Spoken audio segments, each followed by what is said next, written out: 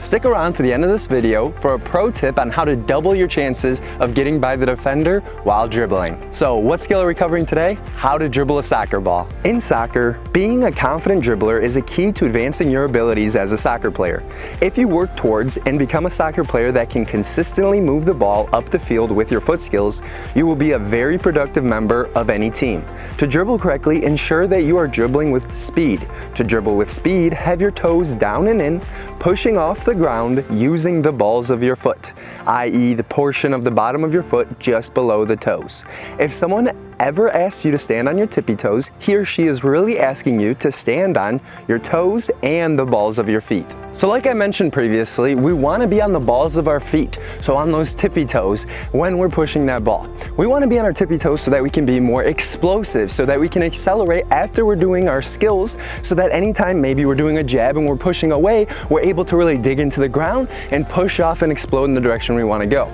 Now, think about it. When you watch the fastest sprinters in soccer, your Ronaldos, your Gareth Bales, your Kylian Mbappes, you'll notice that they're always running on those toes. And even if you watch the Olympics, the sprinters run exclusively on their toes. Their heels never hit the ground. So for the same reason you want to run on your toes, you want to make sure you're dribbling on your toes so that you can be more explosive. Getting back to the dribbling form, having the positioning of your foot with your toes down and in while curling just your toes up, not your ankle, will allow you to essentially create a scooper with your foot to ensure that you have an accurate push of the ball every time you make contact with it.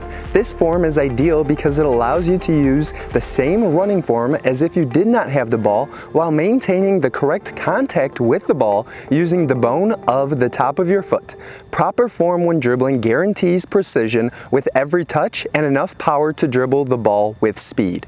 So sadly, I was never naturally one to just run on the balls of my feet, and this might be like you as well. So what did I do to change that? Well, in college, I finally realized the importance of me being able to run on the toes and the balls of my feet. I would actually run from class to class. Think about it, with my bag on, with all the books in it, within my class outfit, and I'm running from class to class. Sure, a lot of the other kids at the school thought I was a little bit odd, but I was trying to conquer two objectives. One, getting from class to class, and two, focus on being able to run on the balls of my feet to make myself a better dribbler and a better runner for soccer. So I'm gonna ask in the comments below, comment yes if you were like me and you run flat-footed, so your heel is hitting the ground every single time you take that step. Otherwise, comment no if you're really good about running on the balls and toes of your feet. So now, something we want to avoid when dribbling is dribbling with the inside of our feet.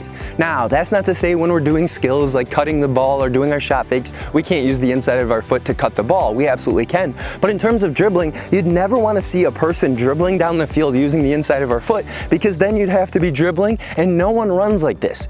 Basically, you want to think, how can I make my dribbling as similar to my running form as possible? So we wouldn't want to dribble with the inside of our foot. Similarly, we wouldn't want to dribble with the outside of our foot and go up sideways up the field. We would want to make sure that anytime we're dribbling, we have that toe down and in.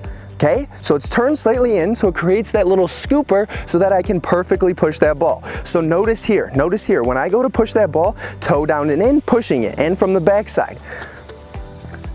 Toe down and in, pushing that ball with that scooper that I created. So now, how do we practice this skill? Very easy, super easy to practice with our toe down and in, pushing with those laces, even slightly outside those laces, that area in between there. All you gotta do is head to your basement, head to your backyard. You don't even need shoes onto this. All you need is a ball. Find an area that's at least 5 yards, maybe 10 to make it a little bit easier, and you're gonna start with very small touches, just focusing on your toe down and in. Focus on quick feet, toe down and in, taking touches with both feet. Now, something to consider. Most soccer players, they will do skills, myself included. You do skills, so if you're dribbling with your right leg, it's gonna naturally, when you do a skill, it's gonna naturally put you on that opposite foot. So if you don't like shooting with your opposite foot, you need to be able to dribble the ball with your opposite foot, so that when you do a skill with that opposite foot, it puts you on your dominant foot to shoot. So make sure that you're focusing on both legs, yes, including your dominant foot. Now, as you get better at it, instead of taking such small touches, you can take a little bit bigger touches, toe down and in.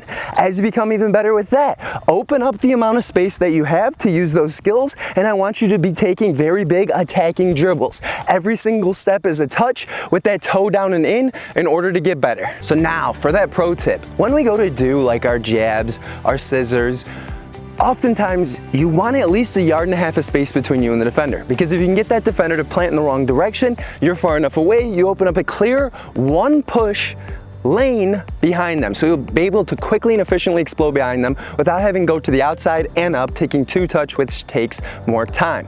But now sometimes you mistakenly just get really close to them when you perform that skill. And to avoid losing the ball, and this was something that I actually learned from a former college soccer player that I've worked alongside with, and he would point out that when you do that skill, if you do it too close to them, instead of just pushing it with that toe down and in, you want to push it and you want to scoop it. You want to be able to scoop it high enough so that that ball can be pushed over that defender's leg. Okay, you want to push it up higher over that defender's leg. Now, something to keep in mind, another pro tip here is when you're playing on a grass field, and I'm not talking like a perfect, pristine English Premier League grass field. I'm talking like a, someone's kind of maintains it once a week, but the grass is pretty thick. That's also a really good time to scoop that ball and scoop it up a little bit so that there's not as much friction with the grass holding your touch back.